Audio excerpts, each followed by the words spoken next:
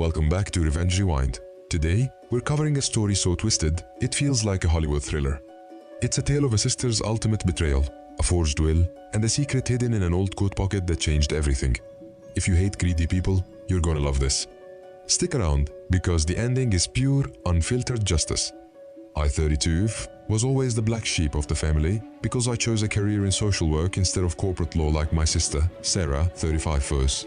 Sarah was our parents' pride and joy, but she was also a master manipulator. For the last 5 years, I was the one who moved back home to take care of our father after his terminal diagnosis. I bathed him, cooked for him, and held his hand through every chemo session. Sarah, she visited once every 6 months, usually just to ask for money for her next luxury retreat. When Dad passed away, I was shattered. But before his body was even cold, the betrayal began. 2 hours after the funeral, I drove to Dad's house to find my key didn't work. Sarah had already hired a locksmith to change every lock. She stood on the porch looking down at me with a smirk and said, "This house is mine now. Dad signed a new will 3 days ago. You're lucky I'm even letting you take your suitcase." I was homeless and broke. I went to Dad's longtime attorney, Mr. Henderson. He looked at me with pity and showed me the new will. It was a single page, signed with a shaky hand, leaving the $450,000 house, his $50,000 savings, and his entire vintage car collection to Sarah. I knew Dad was heavily medicated on morphine during his last week. He couldn't even hold a spoon, let alone sign a legal document.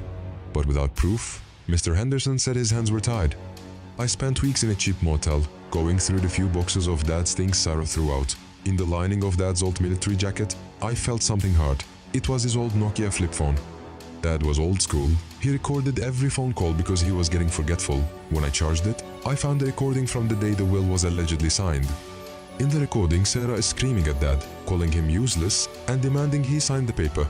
Dad's voice is a whisper. "I'll never give you the house, Sarah. It belongs to both of you." Sarah's chilling response, "You don't have a choice anymore, old man." I didn't go to Sarah. I went to the district attorney and a private forensic handwriting expert. We proved the signature was a traceover, but I wanted more. I hired a private investigator who discovered Sarah had been funneling money from Dad's accounts for years to pay off her massive gambling debts. She hadn't just forged the will, she had committed elder financial abuse. I waited until Sarah threw a massive victory party at Dad's house. While she was bragging to her friends about her new mansion, the front door was kicked in. It wasn't me, it was the police and the IRS. They arrested her right in the middle of the living room. Because she had used the forged will to try and sell Dad's cars online, it was also classified as wire fraud, a federal crime in the USA. Sarah is now serving 5 years in state prison.